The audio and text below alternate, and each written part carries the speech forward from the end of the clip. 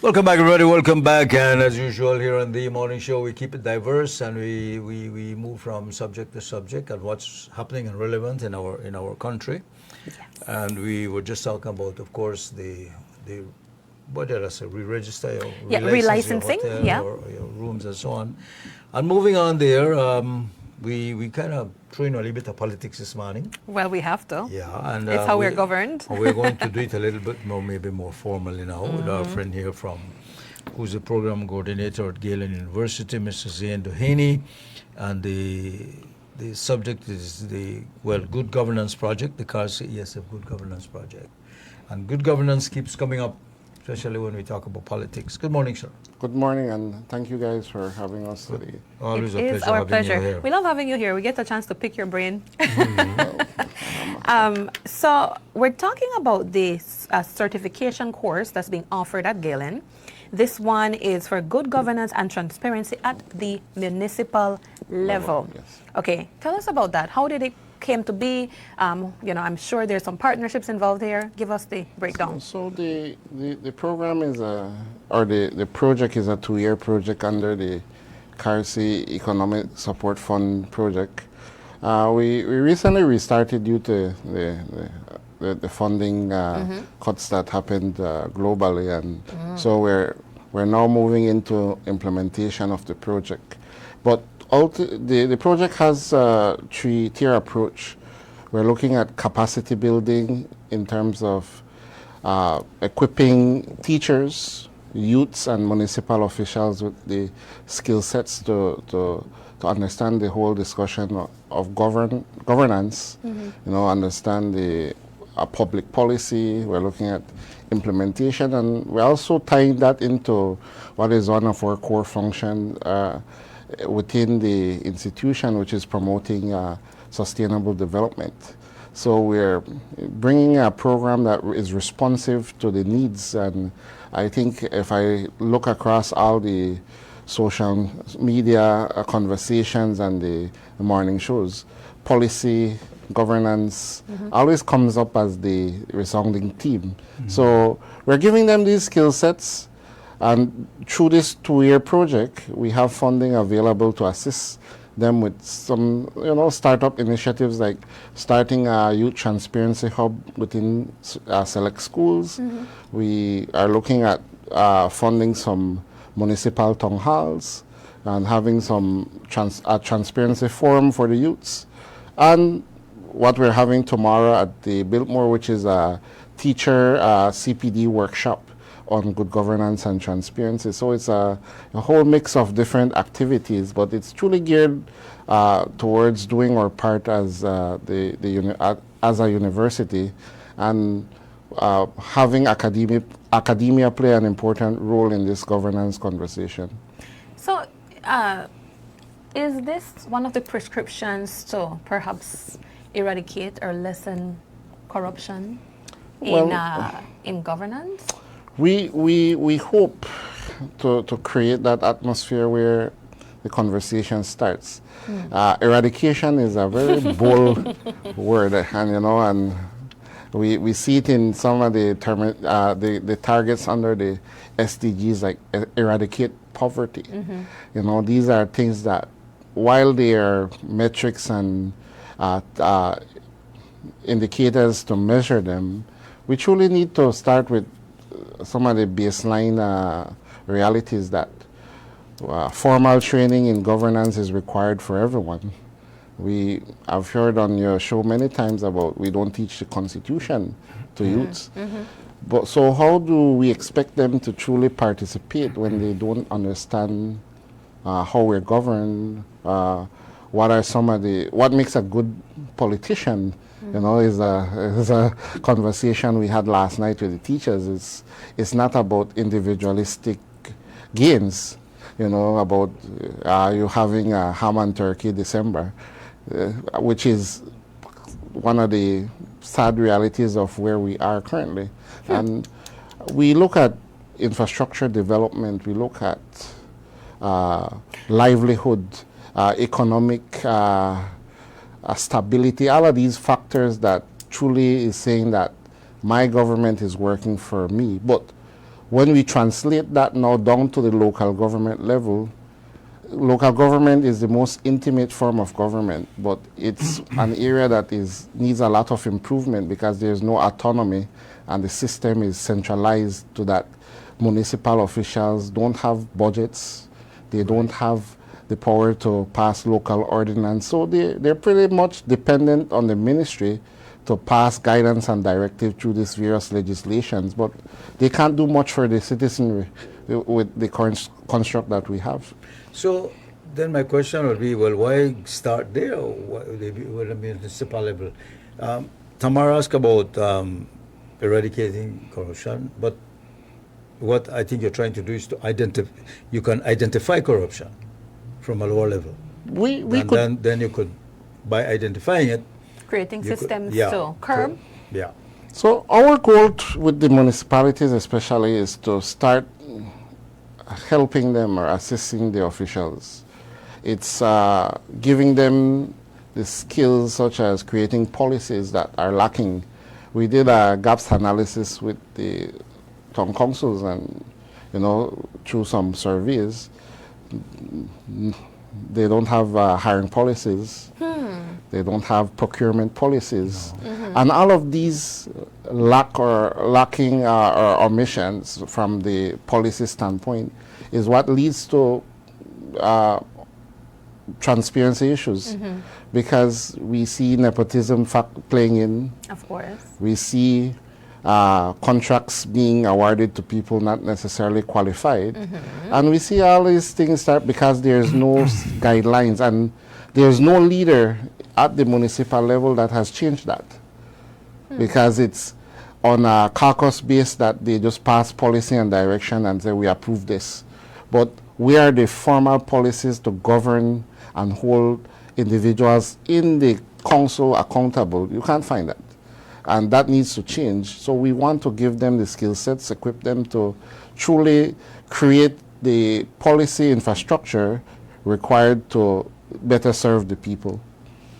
But your target is for teachers?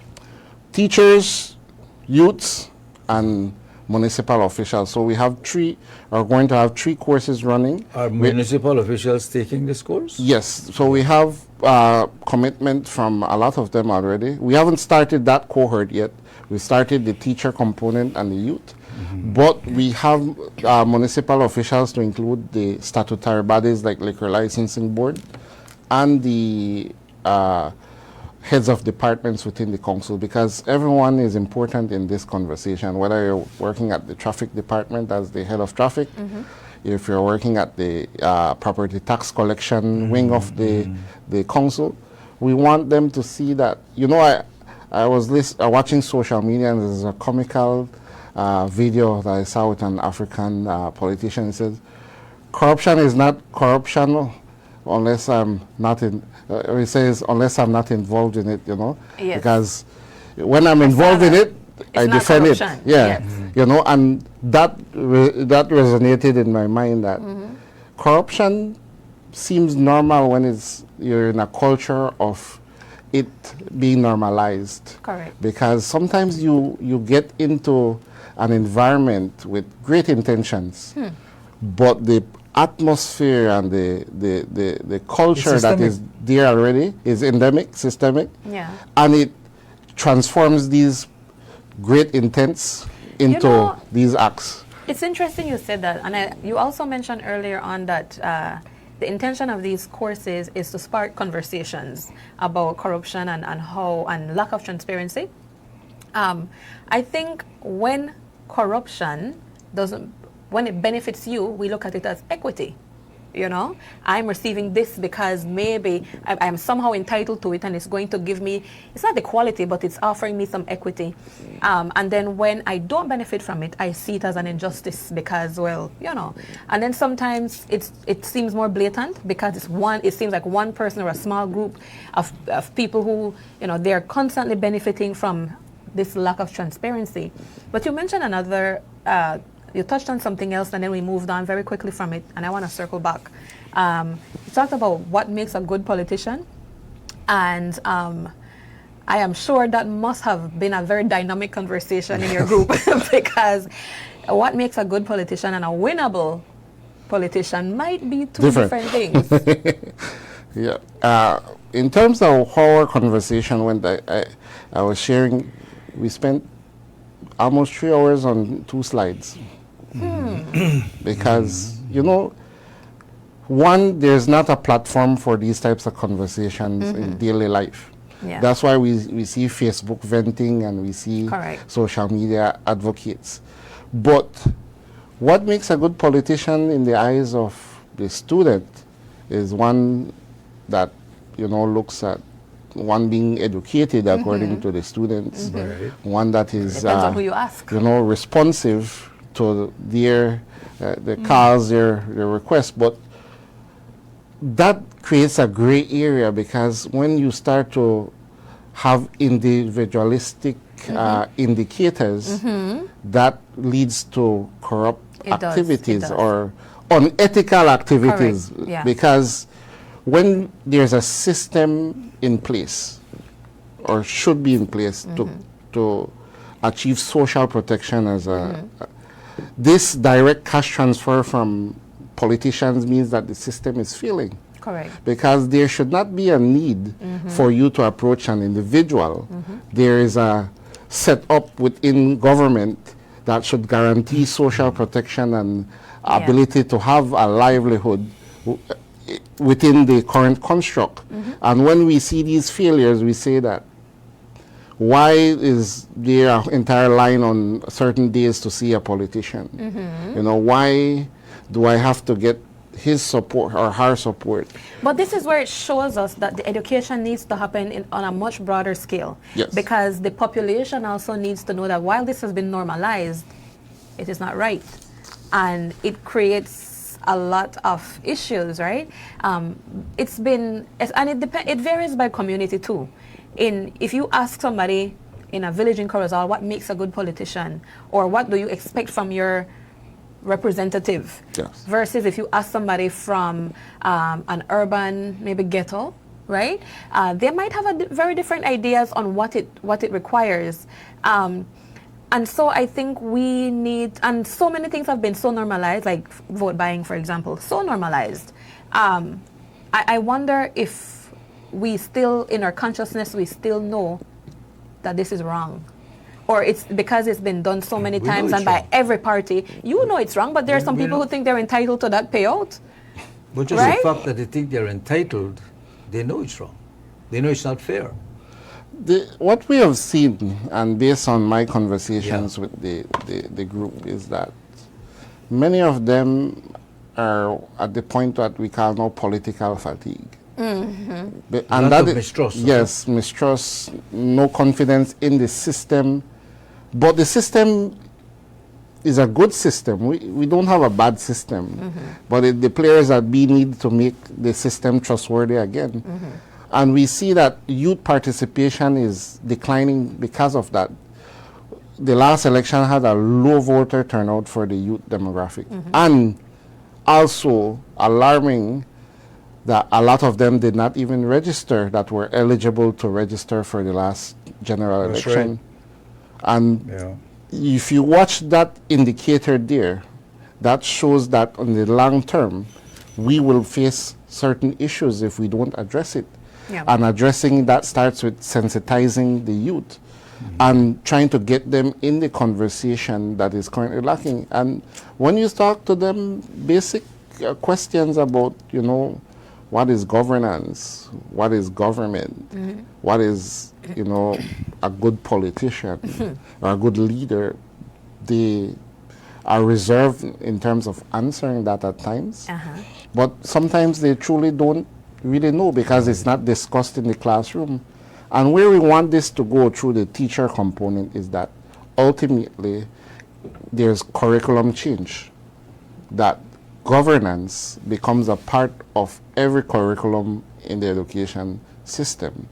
Because we have to think about the sustainability of this project, that while we have funding for 2 years, we want the outcomes to be lasting and go for years. But that has to be that we adopt this conversation within our local infrastructure, education infrastructure, and start to, pass this knowledge on, because who better to do that than your educators? Yeah. You know? At what age do you think we should start educating the students on how we should be governed?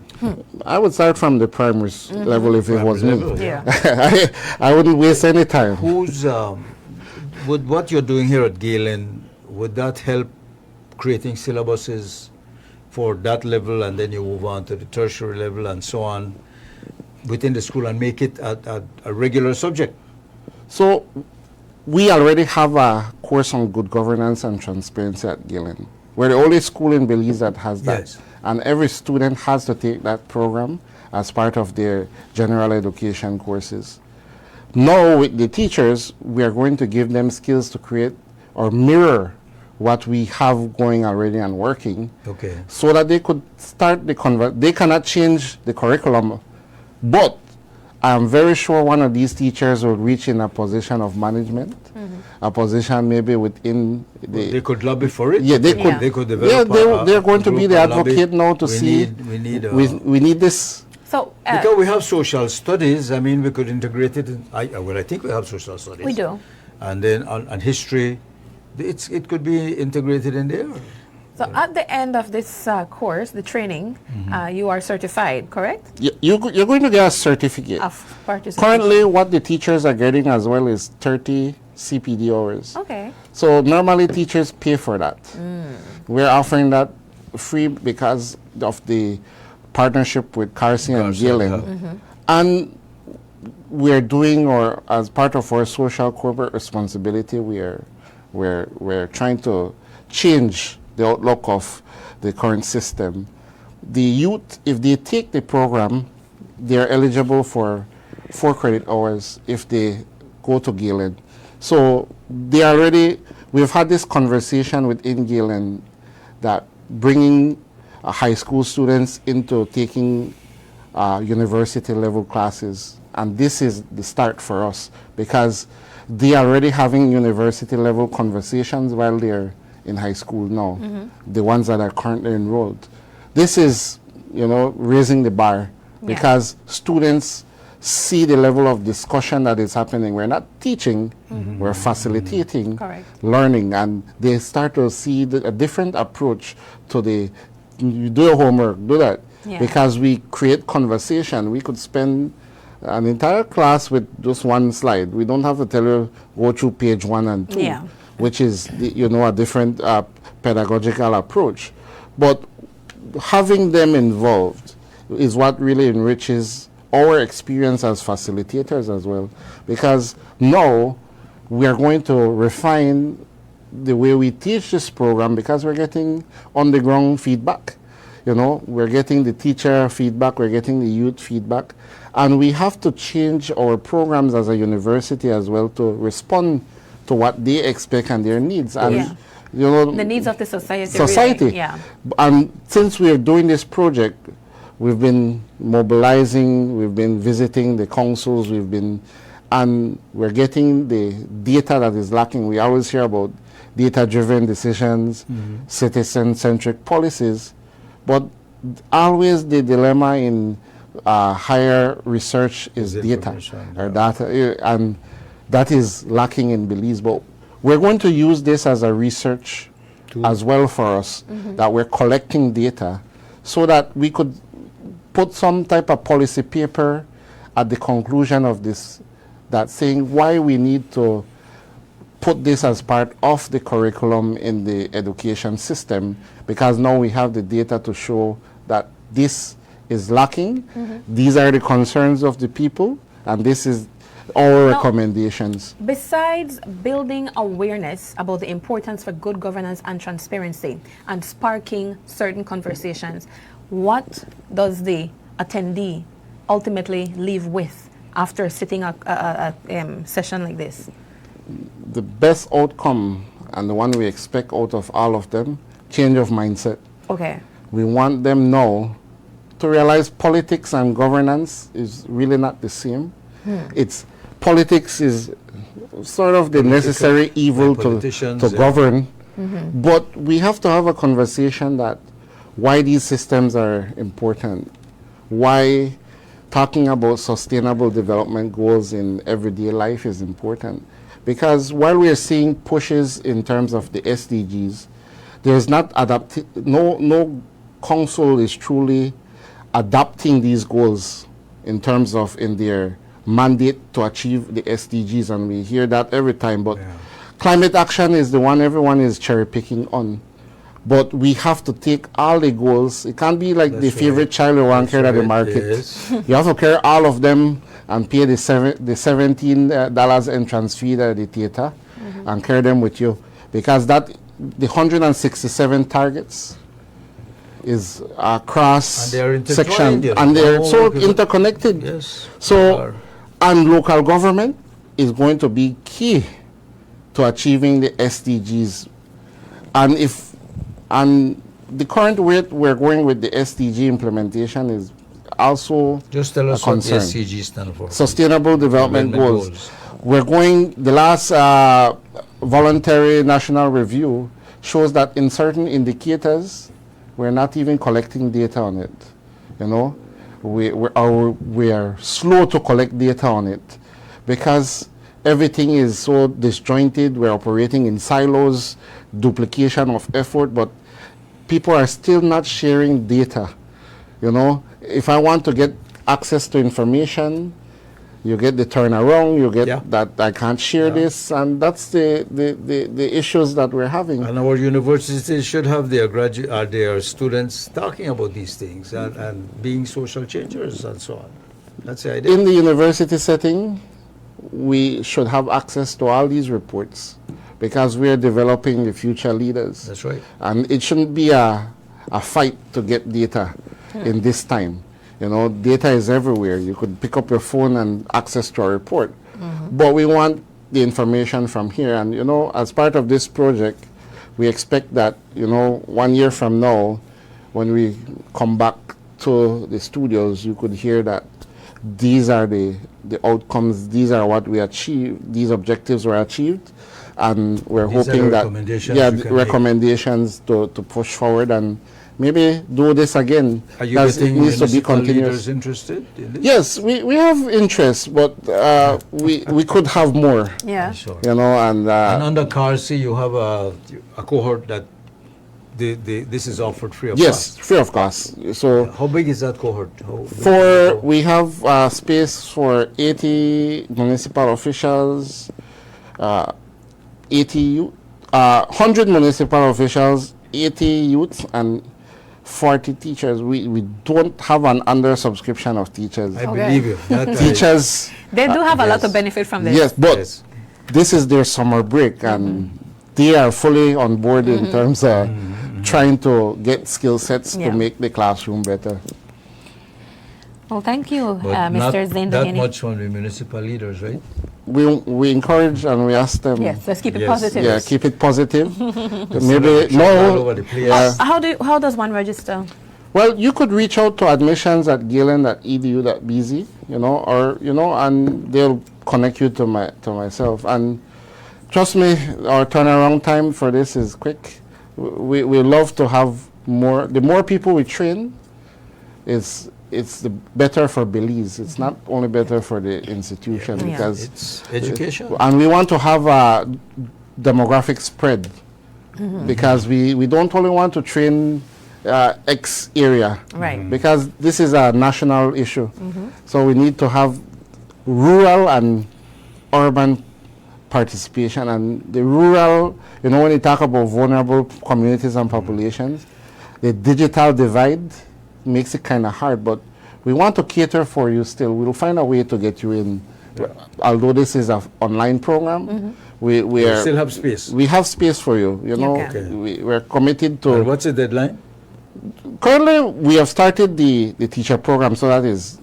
But the youth, it's still open that we could get some more entrants on the municipal program, but the ship for the teacher program has pretty much sealed. How long is the program? 14 weeks for each one. There you are. But it is going to have, for the youth and municipal officials, 2 in-person activities, we have sort of what we call a mobile training team. We're coming to you as well. You don't have to come to us. Okay. Because we're committed to get this knowledge shared.